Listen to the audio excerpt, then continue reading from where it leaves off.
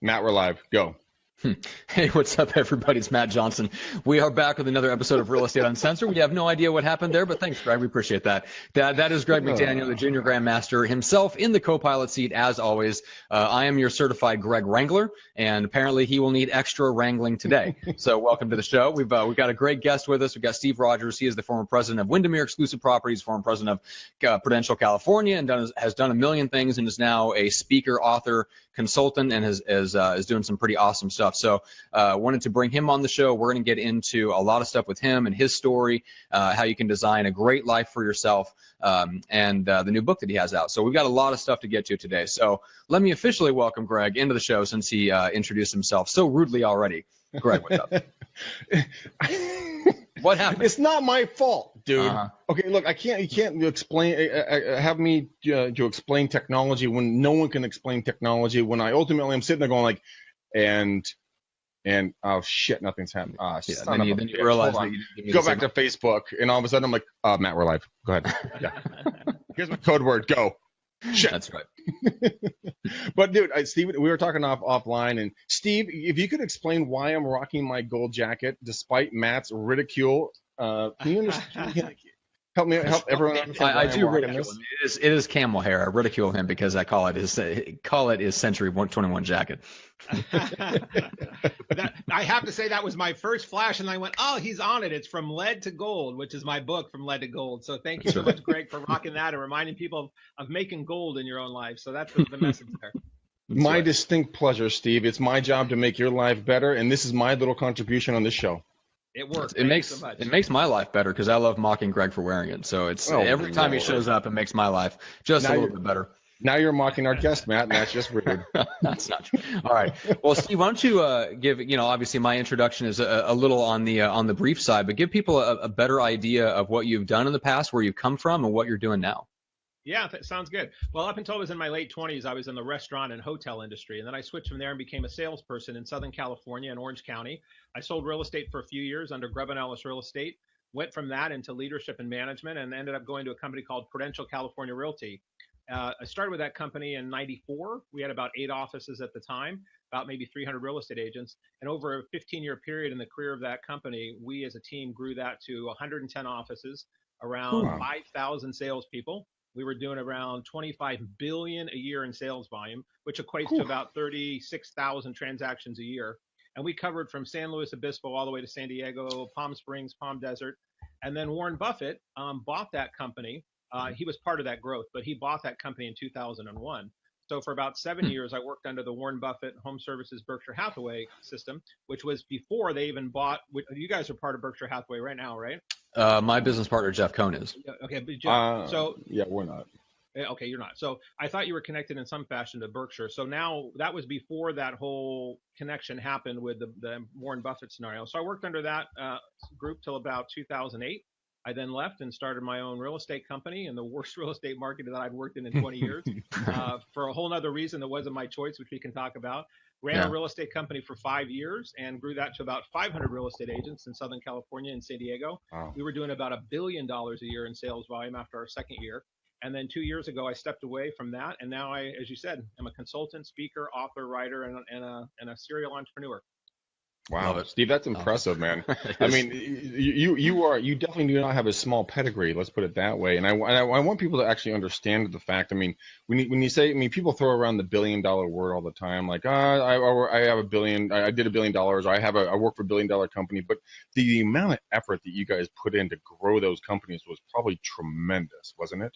Yeah, it was pretty staggering, man. The gentleman that owned the franchise, his name was Steve Gaines. He is and was still a very, very driven guy.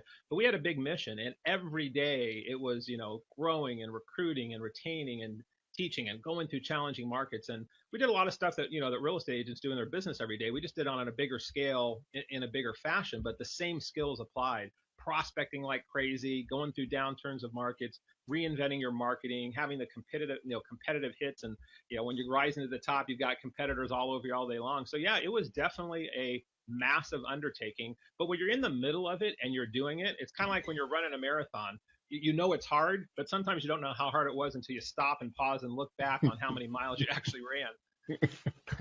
Yeah, it's totally true. And we were, No, you were me and talking Greg about know how exactly what feeling you're talking about. Huh? What? The feeling of running a marathon and looking back at all the miles you've ran. I said we totally know what that feels like.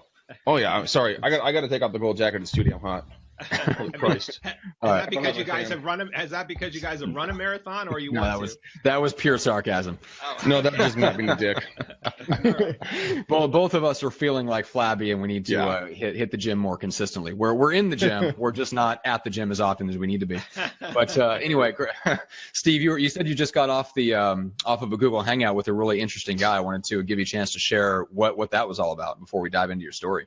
Yeah, it was just a fluke, actually. I was up on business in Los Angeles this last week, and late night, come home from a session working that day, and I wanted to check something out on Netflix. And somehow I stumbled across this series on Netflix. It was called the Kindness Diaries. And I thought, oh, this looks interesting. It was kind of came across the feed, clicked on it, and it's the story of this guy. His name is Leon Ligothesis, and he was from London, but he got out of the stock brokerage world, and he decided to go really change his life in a really dramatic way. And he traveled not only through the United States, but all around the world. He went to India, he went to China, he went to all over the world, and he did it with no money. And for the purpose of acting on the kindness of strangers to find his food, to find shelter, to find etc. And he had a yellow motorcycle bike with a sidecar, and he called it Kindness One. But what the people didn't know is that when they really went out of the way to act, he has some amazing stories. He would then do something for them. So as an example, he ended up in India, and he met this rickshaw driver who was dirt poor, of course. The rickshaw driver let him go to his home in India. He put him up for the night, and the house had 2 rooms. It had a kitchen and it had a bedroom. That was basically it. They had 3 children. The wife was pregnant, so the husband and wife slept in the same bed with the children. Well, in India, it says a guest is like my God, or part of God. So the parents made sure that he slept in the bed with the kids, and they slept on the floor. And fed him, et cetera, et cetera. Well, the next day after they had this whole tour through the town, this guy Leon, ended up telling the family that he was going to buy them a rickshaw. Well, a rickshaw in India is around $3,500, but it changed this guy's life because he used to have to go into the town every day and rent the rickshaw for 500 rupees. And then he only made 800 to 1,000 rupees a day. So half of what he was investing, he had to give back to the person who owned the rickshaw. But anyway, the point of his story is what you can do on the power of kindness and what you can do one act at a time to change the world. So I just got off a Go Hangout with this guy. I got done watching like 3 or 4 of his Netflix. I went to his Facebook page, his website, told him I was inspired by what he was doing. I said, hey, we should chat sometime. He emailed me over the weekend. We said, let's do a Skype call. So we ended up having a Skype call for an hour this morning and talking about all his adventures around the world. Wow. That is insane. That's awesome. That is awesome. So really It's such a small world. I love it. It really is. I highly recommend. Go to Netflix and check it out. It's called the Forgiveness Diaries. I mean, excuse me, the Kindness Diaries. Kindness Diaries. Kindness Diaries, yes. Yeah. Let's make sure we get the name right. We send people off on a wild goose chase on Netflix. Exactly. Like, what is that documentary? They'd be pulling a Greg moment and totally dyslexia, and like, I spelled it wrong. No, but I actually have heard of it, Stephen. Before, and I now that you talked about it, I am so going to watch that tonight. It is very cool. Just really powerful stuff. That's awesome. It just, it really goes into the power of trust and the power of just following your gut and being courageous and really living life out large and and making a difference in people's lives every day. And we talked about on the show before we got on here, in real estate, people have an impact. Whether you're a real estate agent or a broker or a mortgage person, we get to be involved in people's lives in a pretty big way.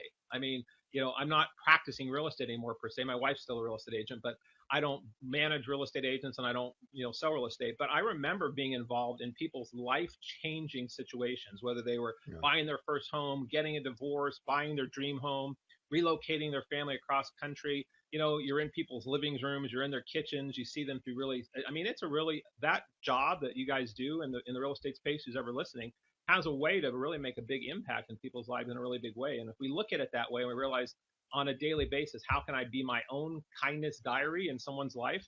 I think that's a powerful message. Yeah, it really is. I mean, a lot of the times we talk about on the show is the fact that we talk about being client-minded, not commission-minded. And a lot of folks that do not listen to this show, they're all commission-minded because they need a cash paycheck, within 30 days or sooner.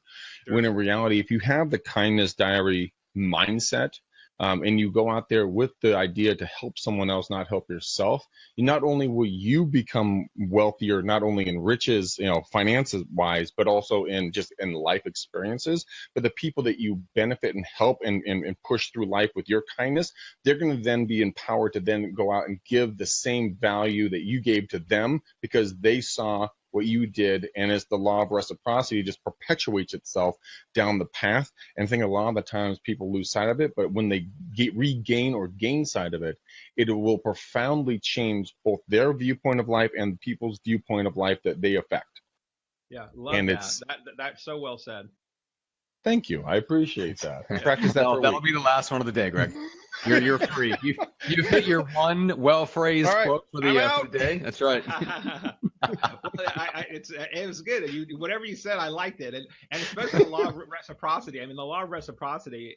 Going back to this guy again, he had this thing in the documentary that you'll see that earlier when he was in Turkey, he helped this family, and the family ended up referring him to someone who actually ended up being a fairly wealthy family, and they met him the next day, and they did a great act for him. When he left, the people said, if you ever need anything in the future, let me know. Well, when he was back in other parts of Turkey, he realized that there was so much conflict going on in Pakistan and Iran that he couldn't drive his motorcycle through those countries at that particular time. This is a couple years back. So he was just distraught because he was like, how am I going to get into India? He called up this guy who he had met for one day and said, is there anything you can think of that I can do? I don't know how to get through. I've tried every border, what I can happen. The guy said, let me make a few phone calls. The next scene in the documentary is where this guy called someone who chartered a huge plane that was a cargo plane that was already going across these two countries.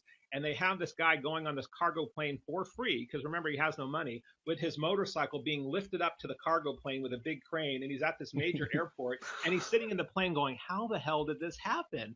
Like, so the law of reciprocity, you don't ever know when you start how big of a ripple effect it's going to go out, and when it may even come back to you in a bigger way. So made me think of that.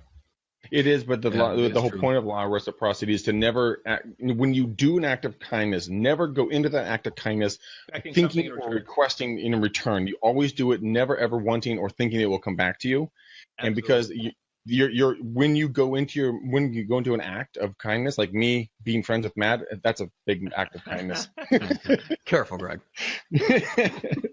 I never thought it would come back to me and I could benefit other people. But I mean, in all actuality, I'm just messing around, and Matt knows that. But let's say if you go in and you work with someone and they can't pay you a full commission, and you willing to take a lesser commission based upon the circumstances that they're in, and they know that you're worth more, right?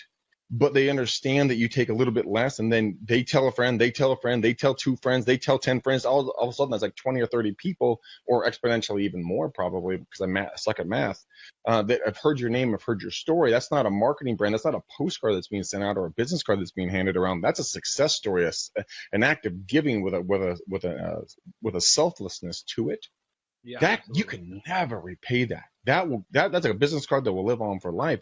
So if you could go out and do something right now for someone, and it could be as little as lifting up a can for an older woman that can't reach a can on a shelf store, opening up a door for somebody. I did this for an older gentleman yesterday. Dude, he was this old, like, salty dog war vet, right? And he's a little bit shorter than me. I'm taller than the average, bear. And I just opened the door. I'm like, here you go, sir. And just hold it. He just looks at me and goes, damn. He just walks underneath me.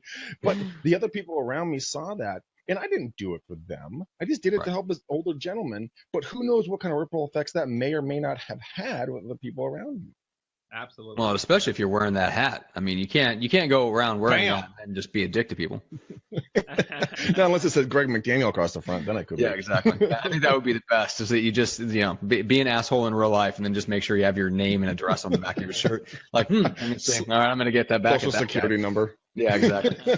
All right. So Steve, before we dive into more of the specifics of your story and kind of what your message is that you like to share, let people know where they can go to learn more and potentially get the book. Yeah, the best place is my website, which is thealchemyadvisors.com, thealchemyadvisors.com. And the name of my company is called Alchemy Advisors. And on that site, you'll find a way to get the book. You can get links to the audiobook or the Kindle version. And then there's all kinds of videos on there of different things I've done or blog posts. So that's the best way to connect with me. Awesome. Very, very cool. And guys, we've got Darren Finan is with us on the watching us on the Facebook Live. He's in our Rockstar Circle Prospecting course right now. Guys, you can go to Rockstar Prospecting. What's up, Darren? So guys, we've got a great group of guys. We just did like a whole role playing session this morning on Circle Prospecting where we went through like just listed, just sold, and Greg gave like the best buyer need script I've ever heard you deliver. Like that was on point today. You exhausted your mental. Yeah, you ran out of mental gas a long time ago. But anyway, yes, I'm making a positive comment. Guys, but if you want something like that, we just had a gal sign up, and she's starting with us next month. I just wanted to clarify that is open. We need to update the dates as far as when, but they're all on Mondays. They start in March. Go to rockstarprospecting.com. By the time you're hearing this on iTunes, that link will still be valid. We'll update it with the dates and stuff like that. But guys, if you're interested in going through that same course that Darren's going through right now, reach out, ask him about it. Darren says, "What up? Great course." Message him, ask him what his experience has been like. I'm sure he'd be happy to fill you in, and anybody else that's on it. But we haven't paid him, and we haven't paid him for his response. That's even the best part about it. No, we have not. No bribery has been taken. Nor will we, Darren. By the way. Yeah, it's extorting us. Yeah, exactly. Like, hey, let's get to go taste. Grease the palms, homeboy. That just feels a little dry. All right, Steve. So let's turn back to you. I'm interested in you mentioned you alluded to the forced transition briefly, or whatever the case is that led to you starting your own company in 2008. What was that experience like? And it sounds like you talk about transitions a lot, whether they're voluntary or whatever the case is. But what do you mean by transitions, and what do you mean by like taking advantage of those transitions? Yeah, thanks for that. Well, yeah, I really have come to realize over the years that I have become a transition and transformation expert in a lot of different areas of my life, many times not by choice, because of circumstances that happened to me in life that were a brick upside the head. If you would, you get a brick upside the head, and you have a choice. You can either, sit around and lick your wounds for a long time, or you can immediately learn from it and figure out where the gifts and the gold are in that. So one of the things that happened in my career is I had a lot of success along the way of 15 or almost 20 years with Prudential. And I had a lot of challenges along the way, as most people do. And when I stepped in as the CEO of that company, as I said, we had 110 offices at the peak. We were doing that, 25 billion of volume of business. And I'd been under the Warren Buffett home service company for about 7 years and had a great run with them and learned a lot from being part of the home services connection. I was more than honored to meet Warren Buffett numerous times and being in rooms with him and shaking his hand and being at cocktail functions and leadership events and all of the leaders around him. So I had a lot of highs within that organization. But when the market started sliding in 26, 27, 28, home services did not own anything in California at that time except for Prudential. And when California starts sliding in real estate, it's like, it's way highs and way lows. It's not like the middle of the country that there's low lows. So we went from making massive amounts of money to getting close to going into losses in a company that was doing tons and tons of business.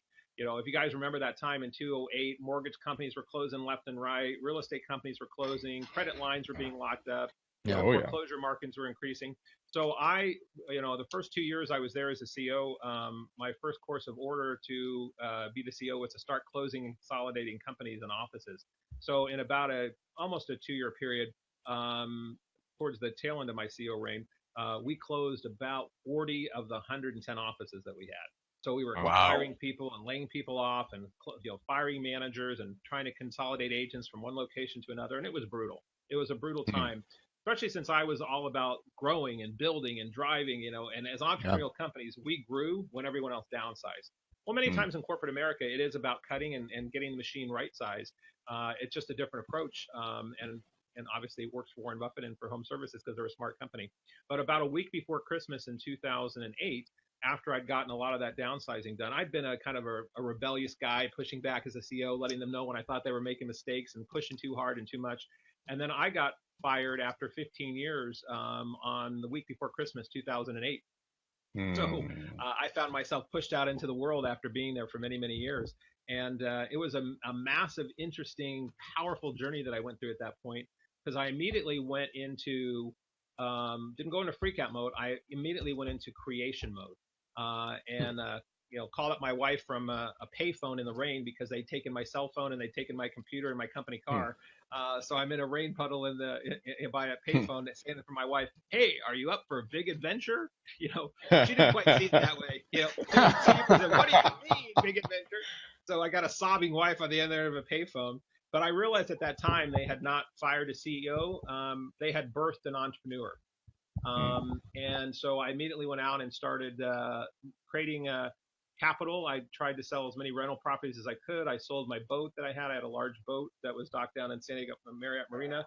And I liquidated what I could and borrowed some money from friends and family and went out and thought I was going to just open my own real estate company within like a month because I had hundreds and hundreds of real estate agents calling me saying, "Where are you going? What's going to happen? Yeah. We want to follow you." Yep. But I ended up taking about 2.5 months to make my decision because of a lot of other reasons. But that led to a forced transition, which led for me turning lead into gold eventually. Thus, part of the chapters at the beginning of the book that I've written. Yeah, I love that. I mean, obviously, Steve, you don't really know me any more than I know you from this point, but I went through something very similar. You went through a forced transition, and it's either going to refine you or it's going to destroy you. And it really depends on what you're going to allow to happen in your life. And this could be personal, it could be professional, it could be emotional, spiritual, it could be anything that really has a profound effect on you. Yes. And then the thing, like you, I followed in your footsteps in 2008. Dude, I went through the bankruptcy, foreclosures, loss of both of my houses, loss of my cars, loss of the woman that I was dating because I didn't make, air quotes, enough money for that bitch. Fucking hate her. But ultimately, at the end of the day, is the best thing that could ever possibly happen. Like you could have kept going on the path that you were on, but you wouldn't be here. You wouldn't be a half the man that you are now because you wouldn't have had to gone through the fire and reforging. Yeah. And that is the incredible part about life that people, when they're going through, and the people that are listening to this live and listening to the recording of this, if you're going through something that's a trial or tribulation in your life, and it seems like it's the ultimately worst thing that you can ever go through, like Steve and like I and like Matt, we've all gone through things that have destroyed us, in every sense of the word. But you know what? We all chose to get up and fight and put our pants on one leg at a time. Steve, you had to liquidate a boat. I had to get rid of everything that I held valuable. But at the end of the day, you and I, the three of us, are standing again because we didn't let it kill us. Yeah, absolutely. Agreed. Yeah. Yeah, that's like I've got a new client. We're going to bring him onto the show, I think, next Wednesday, Chris Lockhead. So their podcast is called Legends and Losers. And part of the main thrust of that is you cannot be a legend unless you're a loser first. You have to go through, not just going through a period where you fail, but just being willing. If you're going to go big with something, you got to be willing to fail, and you're going to be a loser for a bit. If you're going to fail publicly, if you're going to go big on something, you're going to fall on your face at some point, and that's okay.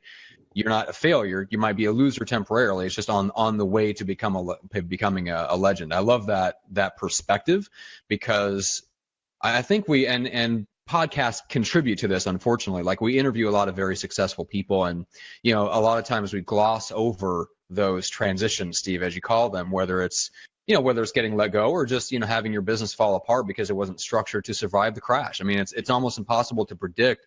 I mean, we're sitting on the cusp of something. We don't know what's going to happen. We don't know when. I mean, as we're recording this, it's February of 2017. I mean, we might be sitting here a couple months from now going, that's when the recession started again. Right.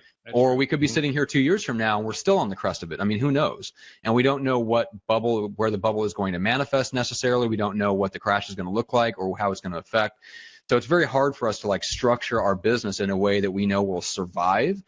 We have to wait and see. We have to see what the fallout is, whatever the case is, and then we have to rebuild from the ground up to take advantage of the new circumstances. And I love that. I love that perspective of being an entrepreneur and looking for the opportunities. When everyone else is contracting, you expand. Like Grant Cardone talks about that. Always on the offensive, always attack. I love that perspective. Yeah, well, I agree with you. And when we grew that company, when I was under the entrepreneurial franchise system of the people that I mentioned we worked for, we went through the Gulf War. We went through September 11th. We went through all the downturns, and we did not close and consolidate. We did grow. And eventually that company got to the point that Warren Buffett wanted to buy it because it was so successful. And there was another choice. I mean, I'm not saying it's wrong, but then many times corporate America, any industry, they don't come from revenue generating, taking care of opportunities, that they do go fear, cut. And that company has never really quite recovered in Southern California. It's never been the same market share. It's never been the same size. It's never had the same scope and volume that it had at all those times it went through. It's still a stable company, don't get me wrong. But an entrepreneurial approach sometimes to business is a different approach than corporate structure. And they had a different mission. They had a different path. But I agree with you. I mean, I don't think you can have any sense of success that is sustainable in depth in your soul and your mind without having failures and without being a loser in some fashion. And that's part of the reason I wrote this book is not only did I get fired from a company, I've had 1 or 2 near-death experience over my years. My wife 2 years ago had a very near-death experience that was unexpected. I've had financial tragedies and issues, but I always choose to be a happy guy, regardless of what's happening in my life. And I tell people when I wake up in the morning, I have 2 choices. I can either be happy or I can be really happy. That's really where I start. That's really where I start my day. And happy to me means being joyful for the things I have in my life and that I don't have. So part of my mission when I got fired, I always realized, God, I worked my ass off to become the CEO of this company. I was making a great paycheck, great bonuses. I had a driver. I had a yacht. I had all the titles. I had all the prestige. But I always hoped that if I ever got fired or quit, one of those two, that I was not my identity of my stuff, my paycheck and my title. Ooh, and one of the things that I was most proud of when I did get fired, not that I was proud to get fired, but that I was not my stuff, that I really had the same integrity and self-confidence and self-worth and self-value the day before and the day after, when I was the CEO and the day after I wasn't. And I made that, and that was one of the things I was most proud of, that I am not my stuff, and I'm not my title, and I'm not all of the things that I acquire in life. And that's been a great lesson for me to reconfirm and to live and to be challenged with in life. And that's where I'm digging deeper in my spiritual life, my human life, my physical life, every day, that regardless of what I create between now and the time I die, I'm going to have a lot more ups and downs. I'm going to have a lot more bricks upside the head. But if I can stay constant and be the still in the storm and the calm in the chaos and be the convicted, strong anchor in who I am on this planet, in this world, all that stuff is supposed to happen. Then I realize that's part of the process. That's part of the formula. So then I don't try and avoid it. I just dig into it and go, wow, here's more stuff for me to grow from. I don't any longer run from tragedy. I don't run from pain. I don't run from failure. I run into the storm as much as I can because I know that's where the action is. That's actually one of the most profound things I've heard in a long time, Stephen. I don't think a lot of the people are able to understand what you just said. But what you just said was literally what you just gave people the easy button to real estate and into life. Because as soon as you can detach yourself away from the identity of, how many deals you do, how many team members you have, how nice is your car, how big is your house, how many boats you have, you have season tickets to this, that, or another thing. But once you identify to the fact that that is not you, but you are the actual work in progress, and that you're never going to be who you ultimately want to be if you set your sights high enough. Matthew McConaughey was giving a speech. I'm sure all of you guys have seen this on YouTube. And he says that he always sets his sights he wants to be himself in 10 years. So he'll never catch being himself, but he always wakes up every single day trying to be a better version for his wife, his kids, and his mother so that he can grow. So if he's 25, when he get in 10 years, when someone asks him, have you reached your goal? He's like, no, I haven't reached my goal. Ask me in 10 years. He gets to 45, 55, 65, and the trend continues.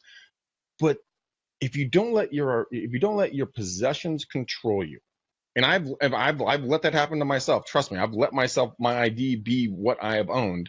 Sure. But I've ultimately now lately become like you, Steve. I've taken that away, and the identity I hold is who I'm becoming and who I want to be. Imagine how powerful that can be, both not just for now, but for your future self. Because you release the need to keep up with the Joneses on a day-to-day basis, and you're consistently pushing yourself instead of staying stagnant, going, well, I'm the smartest guy in the room or gal in the room. Absolutely. Yeah, because that's all fleeting anyway. And Steve, I'm sure you've seen this. I mean, it's the more you get around ultra successful people, and there's a lot of great people out there, so don't get me wrong, but there is a lot of dick measuring going on. I mean, it's you sit around at cocktail parties or you go out to dinner with a group of successful people, especially salespeople, and it's nothing but like, hey, how many deals, how big is your staff, what's your schedule like, what's your GCI, and there's a lot of measuring going on. One of the people that I admire most is Frank, the CEO of Viral Marketing, who's my kind of like mentor and friend and all that. But he's probably the one person that I know of that is completely unmoved by all of that. Uber successful, has the exact same mindset as he did 5 years ago when there was 100 clients, and now that they have 450 clients, and they'll have 1,000 clients, and he'll be the exact same way. For whatever reason, he's just always been able to be very grounded and know that, hey, I don't need any more than X amount of dollars per month that I know is going to provide for myself and my family, and anything else goes towards investing towards the future. It doesn't go to expanding my lifestyle, and especially not in a way that gives him the dick measuring that goes on in terms of like talking about like what he has and what he owns and things like that. Like I said, I mean, that's the way that I want to be and continue to be, is just he's very good at not basing his identity in comparing himself with the people that he runs with. And that is hard to do. It is very hard to do. Well, we all have egos. I mean, we are made up of egos. But Wayne Dyer used to say that ego. He used the word God, but you can use the word greatness if you want. But being an ego is edging greatness out or edging God out, whatever you want to use. Interesting. And I use a reverse of that. So I use the reverse. I said, what's the opposite of that? Well, that would be inviting greatness in. So I use the acronym IGI or IGGY. So I've got my IGGY principles that I focus on. So when I'm in cocktail parties, or I'm measuring this, or I'm comparing myself to that, or I get myself caught up in the stuff, or how I'm showing up in the world, I say, am I an IGGY or am I ego?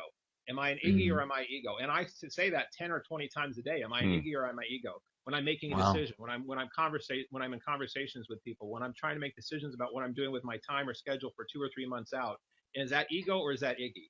If I'm inviting greatness in, and if I'm inviting God in versus edging it out, then that decision is a yes. If it's really more about ego, then I'm saying no more often to things of what I used to do.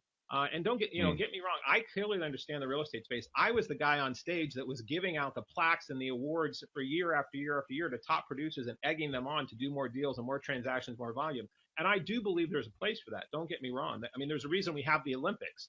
There's a reason people want the gold. But you have to find ways, as you said, to detach from that and not become who you are. That's what you do. It's not who you are. So being part of that process, to have other things in your life. So I do believe anything you can track and measure, you can improve upon. And that's why you look at all those metrics. But I choose to look at some other categories. I also, on a daily basis, do what I call my 4 Bs. Be like boy, 4 Bs. And I measure my bonds, my being, my body, and my business. And I'm just trying to get to 4 points a day. And I have on my wall here, if you look, you can't see it, but if you look on my wall, I have just a little whiteboard. It looks like a tic-tac-toe board. And at the top, it has body, being, bonds, and business.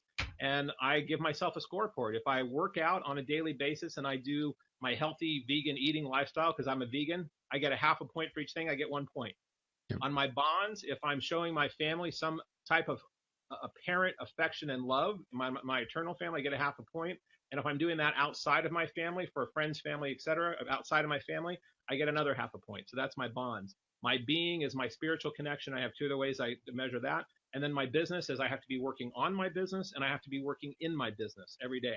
So I'm just trying to get to 4 points each day and 28 points a week. And that's another way to track and measure that focus of my life. By the way, I just wrote that down. Love it. Hobbit pad, hard at work. I love that. That's an old term. We haven't whipped that out in a long time. But so for anybody that doesn't know the history of that term, so a long time ago, Greg was joking around about how he has all these legal pads, and I think at the time you had 7 on your desk that were all in various. They were halfway through, but anyway, I made the comment that Greg, you were like a hobbit nesting. Matt, so they became here they are. Cow. They're right here, right at my disposal. Goodness, man. There's like 9 or 10 of them there. Good Lord. At least. No, but that's really good. And I came up with something that I haven't similar, like a tracking kind of sheet for just the personal life. And I need to get back to doing that, because there was an interesting experiment that they ran. I was in a band in my teens, and it was a Christian band or whatever. So they, like, just as a part of like a togetherness exercise and little motivation, they kind of had us track like how much time we spent on each thing, you know, musically, personal life, spiritual life, whatever, and just the tracking the minutes.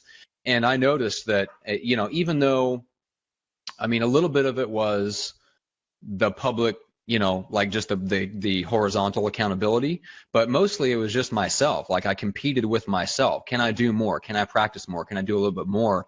Just the act of tracking it makes such a difference. So yeah, and that's a super, like it's a drop dead simple system that you've got. It doesn't require a lot of thinking. It's binary, yes or no. You know, you could be like 8 point, 10 point, like whatever it is, but it's just very, hey, did I hit this? Yes or no? Did I hit this? Yes or no? And bam. So you can look back over your month or your year or whatever, and you can start to see trends, right? Yeah, you can start to catch yourself a lot faster. Absolutely. Yeah, exactly right. And when I know I'm not getting a full point or half a point in certain categories, I know I start eventually wondering why I'm in the drift. I wonder why my energy level starts dropping, or if my relationships aren't as in tone as I thought. And I go, well, God, I haven't been getting full points in that category. No wonder my relationships linger. So it really is. So I know when I start getting a few goose eggs on my board in a couple days in a row or a couple half a points, I'm like, ooh, there's some aftermath coming of this that I need to course correct right now. I need to go do some cleanup before I get into the drift. Because being in the drift, we all get in the drift, and when you get in the drift, it's sometimes hard to get out of the drift and get back up into flow. So staying in. Man, that's so true. Important. Momentum. I've been thinking a lot about momentum lately. Somebody, I think it was, I think somebody reposted something that Diana Kokoska said, and she said that consistency compounds and so does inconsistency. And that was like, you know, you felt like I felt that, you know, like I'm pretty consistent in my business, but not in every aspect of it. And I'm definitely not consistent. And Greg, you and I both haven't been. We were joking around about it the other day. We need to get our flabby butts to the gym more often, more consistently, because you feel it. You start to feel it, and it starts to affect everything.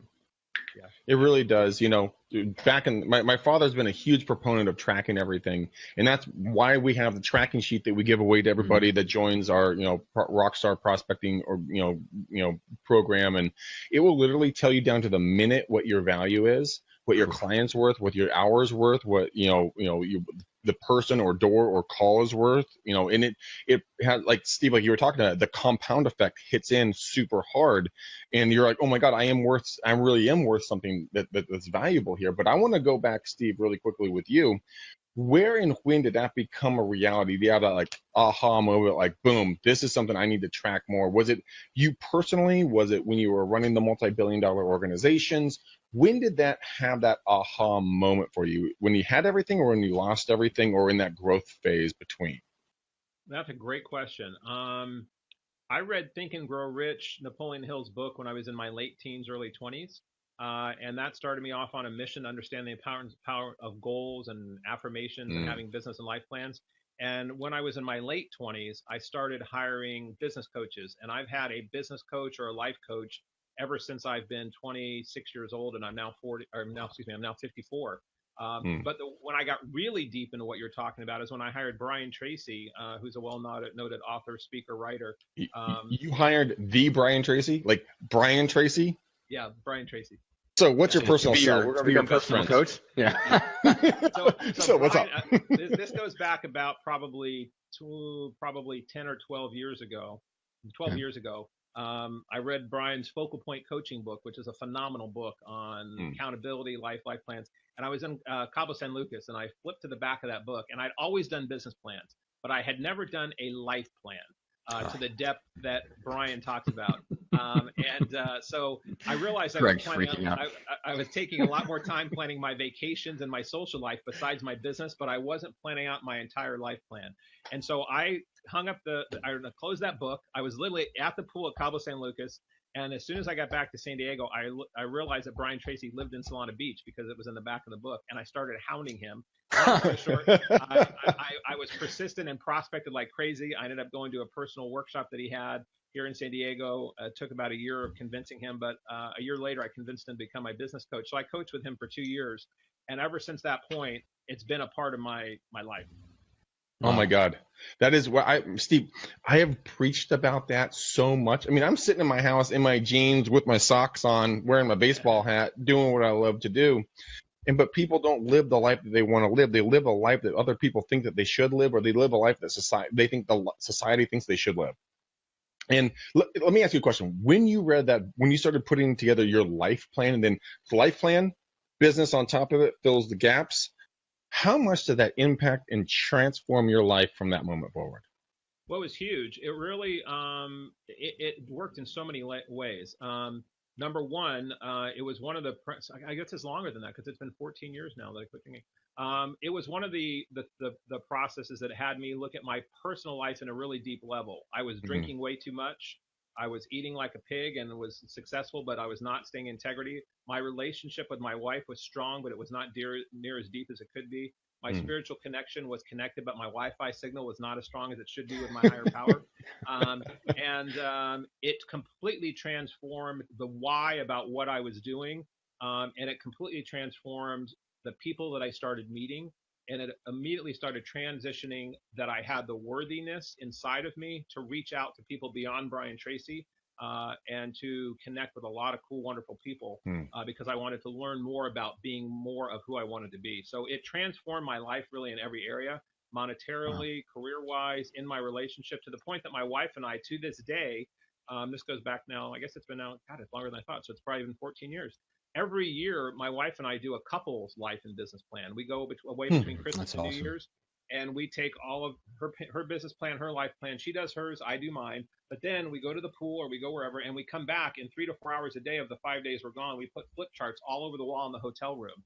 And then I share my goals with her. She shares her goals with me. And then we figure out which one are common couple goals that we're willing to work on together. And then we put those up: monetary, Wow. financial, spiritual. So as an example, we really about 3 years ago really decided we wanted to spend even more time with our immediate family than we had been. So we came up with a goal that we were going to propose to our family. We have nieces, nephews, aunts, and nephews, yeah, that live around us. We said, how about if once a month, on the third Sunday of every month, we have a family day and we celebrate anything that we have in that month: anniversaries, birthdays, graduations, blah, blah, blah, blah. And one family will host it. So we said you can go to a bowling alley, you can go to the beach, you can have it at a paintball park, you can have it in your house. Mm. So we started doing that, and it was an example of having a common goal. 99% of the family said, yeah, we're in. So we would have anywhere from 20 to 30 people come once a month, and it was Mm. our action step that we put in place to make that one of our common goals. So it's become very powerful with both my wife and myself, creating and following my dreams. And I wouldn't be sitting here talking to you as well from a headset on, myself in my office with my golden retriever on the floor, had I stayed on the path of being a corporate executive CEO, which was a great run, but it was not who I was ultimately supposed to be. So I had Mm. to follow what my higher purpose and higher path was. One of my favorite sayings that I say all the time to both coaching clients and to myself on a daily basis is that life doesn't happen to you, it happens for you. And so when you lost the CEO position, you lost the driver, you lost all the perks and lost everything else, that wasn't to you. That was for you. That was so you could have your golden retriever sitting behind you right now. You can have a stronger relationship with your wife. Matt's gone through some difficult personal things. I've gone through some difficult personal things. But as we look back on it, it's happened for us. And I've told Matt several times that if the woman that I was dating before I got involved with doing this podcast, if she and I had stayed together, we would not be here right now. This podcast would not exist. Yeah. There would Yeah. be lives that could never, and I'm not putting myself on a pedestal, I'm not trying to sound egotistical, but the information and the education that Matt and I have brought, the interviews like with you, Steve, they would not have happened because I know myself, I would have wanted to spend more time with her. So I know for a fact that trial and tribulation I went through is ultimately for the best of everybody. So the people that are sitting around right now listening to this going, oh, my life sucks, oh, this hurts or that hurts or blah, blah, blah, stop being a fucking bitch. Yeah. All right. And Yeah. understand that the fact that you should celebrate this. Yes, it's a bad time in your life. Yes, it sucks. Yes, it's hard, but be thankful for it because this is when you grow. I mean, Steve, imagine if you didn't have to sell that yacht, if you didn't have to get demoted, would you be who you are today? There's not a chance. Yeah, that's absolutely not absolutely true. And one of the things, you're 100% right. I agree with you. All the stuff you just said a second time, I completely agree with you. And you sound like Who scores? and both you and Matt sound like really evolved guys, which I really appreciate talking to you guys on this, just besides just about real estate. So thank you for sharing your openness and vulnerability and your inner being. And for you, Greg, one of the things with your such a powerful thing you just said, if I can challenge you, I hate to do this on Facebook Live, but if I can Quick. challenge you, one other Yeah. thing to do, I'd like to challenge you on something. So Bring it. So we were talking about the kindness diaries earlier, but Mm. I slipped and said the forgiveness diaries, and I realized why I just said that now.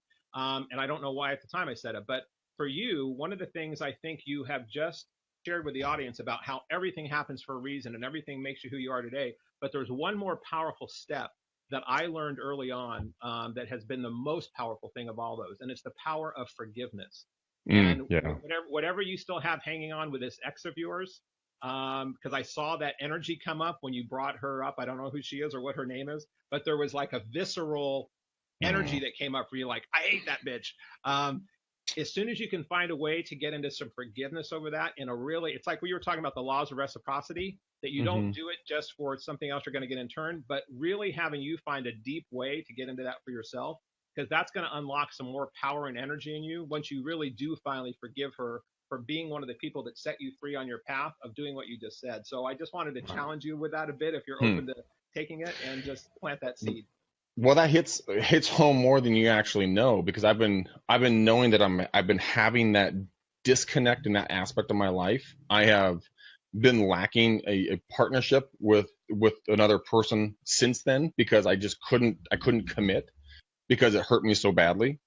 And so, yeah, I am 100% on board. I am going to do everything I can, and you and I will talk off air. I'll get your information. I'll stay in contact with you with your permission and let you know how that goes, because I do know that having that release and being able to forgive and let go and well wish, and this can be in professional lives or personal lives. If someone screwed you in a business deal, or didn't do something for you in a real estate transaction, made you look bad or anything else, this happens on all sides, guys. It's not just on romantic relationships. Absolutely. Absolutely But correct. I had a gal named, her name is shit, what the hell's her name? She was our title rep for a long period of time, but right when that relationship fell apart, she made me write an email to this girl. Her name's Kelly, right? Made me write an email to Kelly, and talk very briefly. I did not want to do it.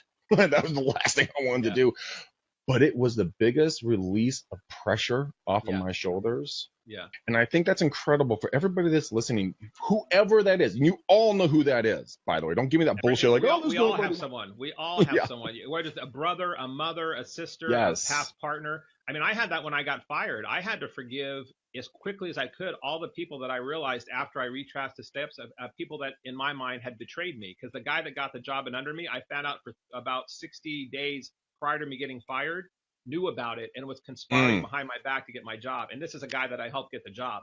So I called him within a week of that happening and had a very deep conversation with him. I said, you may not need to hear this, but I need to say it for myself. I need to find a way to forgive you as quickly as possible. Wow. And we had a very deep conversation about what that meant.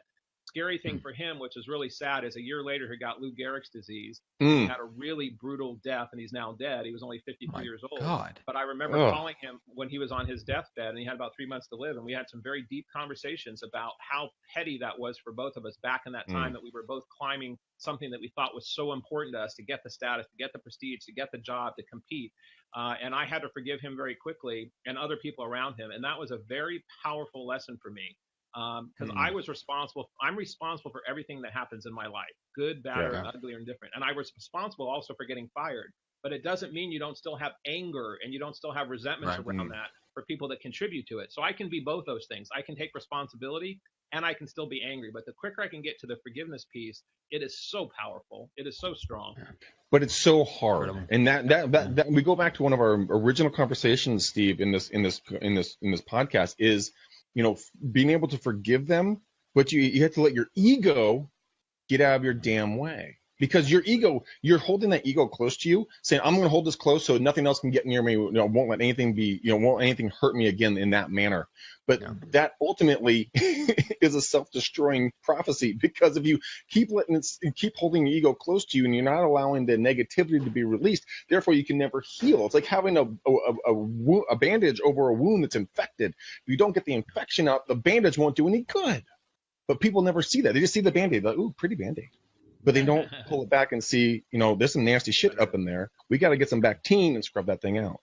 Yeah, absolutely. So when you guys are listening to this, please understand the fact that what we're talking about is anything in life. Yes, have that uncomfortable conversation with yourself, with someone else that you know and love, or someone you just fucking hate, but you got to get that shit out. But have that conversation. What Sama did for me that day when she made me write that email to Kellen, it was one of the most painful things I've ever had to go through in my entire life because my ego was taking a massive hit because I had almost bought her a $12,000 ring 2 weeks before and almost got on one knee and proposed to her when she walked out of me and never said a word to me after I didn't do anything to provoke it. None of us don't know what happened that day. And I've had to scrub that out, and I'm going to have to scrub it out again, apparently, since I took Steve's challenge, damn it. That's the benefit of challenging things to you on Facebook Live. I know. Greg, can I challenge you to be less annoying? Can we do that one as a challenge too? You know you wouldn't like me if I was less Silly annoying. Matt. I know. Silly Matt. Oh, dude, we're almost at bingo. This sucks. We got to have Steve back on. We do. This is absolutely good shit. I know. Al is watching. Al Donato says there should be thousands on your podcast right now to hear the message tonight, and that's true. This is one of my favorite episodes in a while. This is really good. We got into some seriously deep stuff, which was awesome. I love it. Steve, remind people of where they can get the book. Yeah, you can go to Amazon and check it out on Amazon. It's called From Lead to Gold. You can go to Audible, and if you like audiobooks, and you can also, if you forget all that, just go to thealchemyadvisors.com, and there's ways to connect with me there, and we can connect further. Awesome. Love it. I know I'm going to be getting it on Audible. That's for damn sure. Yeah. Listening. Mm-hmm. Greg, I know you love your Audible. I'll leave it at that. Making fun of the handicapped. No, I don't want you to have to do a full forgiveness diary on me. Oh God, I forgive Matt for making fun of my dyslexia. Publicly humiliating and shaming me. Exactly. Greg, you want to chat about Rockstar Prospecting for just a second? Yeah, guys, go to rockstarprospecting.com. It's Matt and I's one of our first programs we have launched. We are going to be launching some additional programs, but it's a lot of fun, guys. We got 10 great guys right now that are in the first run of it. We're going to talk about everything that you need to do circle prospecting. If you were to parachute into an unknown marketplace, we will give you the tools, tactics, and techniques and scripts and dialogues and everything else that you're going to need to get business and build a business. If you want to grow a business in your now area, this will do the exact same, because sometimes a lot of people that have done business, through referral only or through reputation or anything else, that's going to dry up like the California lakes earlier this year. But right now it's right now downpouring outside my window, so we have no problem with that. But I mean, reality, guys, is this program will give you everything that you need for $297 for a full month. You can get all the recordings, so you can go back and refer back to them in connection with both me and Matt, and ask us direct questions. This is going to be something that you guys are going to be able to hang on to, and if you want to share it with your friends or family, Matt and I are not stingy about this thing. We want this to get out there. We want people to become better at what they do, because ultimately, if you guys become better, then your lives become better, which then ultimately meets the goal of this podcast and what we stand for, is basically being Robin Hood and taking from the rich and giving to the needy. Yes, I don't know why I have a bad accent now, but I do. I am also mystified by that. I don't know, it just happened. It just happened. Oh my God. But go take a look at Rockstar Prospecting. Matt's probably going to be putting a link in here. Follow me on Facebook, guys, so you know what I'm doing there. Don't friend me. Facebook's a dick. They only let me have 5,000 friends, but you can follow me, and I will answer questions for you if you guys shoot me a Facebook message. Matt, back to you as a regularly scheduled program. Yeah, well, I just updated the landing page, so guys, when you go to rockstarprospecting.com, it tells you when the next session is. So it's the first session of our next course will be March 13th. That's a Monday at 9 a.m. Pacific, noon Eastern. So with that being said, obviously connect with Steve, get his book, Amazon, on Audible, and all that good stuff. Steve, we're excited to have you back in the near future, because I know there's a ton of more stuff that we can delve into. We didn't even really get into, a lot of other topics from the book and what you speak on and what you're doing nowadays and how you built up the coaching, consulting, speaking business. There's a ton of stuff we can talk about. So we'll have to definitely get you back on. But let's wrap a nice little ribbon around this one and send that puppy home. Steve, Al has just gone and purchased your book on Audible. Boop. Moneymaker. Thank you. Appreciate that. That's awesome. awesome. You guys. Yeah, Matt, thank you so much. Greg, thank you so much. You guys made it a fun show, and I really am honored to be on, and keep doing all the good work you're doing. I know it's penetrating in a lot of ways in people's minds and hearts and business, so keep up the good work. Awesome. Thank you very much. Really appreciate it. All right, guys. As you all know, I love you to pieces. Matt loves you to pieces. That's why we do this 3 days a week and ask nothing in return. Please share this podcast with somebody or anyone who needs to hear this or should hear this. We just want to keep creating better and better real estate agents out there so that you guys can live the life of your dreams. So with that, Matt, we're going to go peace out, Ninja, and we're going to let them go on the rest of their day. Steve, hang with us, my friend. We'll talk on the post show. The rest of you guys, we will see you what is today? Wednesday. We'll see you Wednesday on the next show. Bye.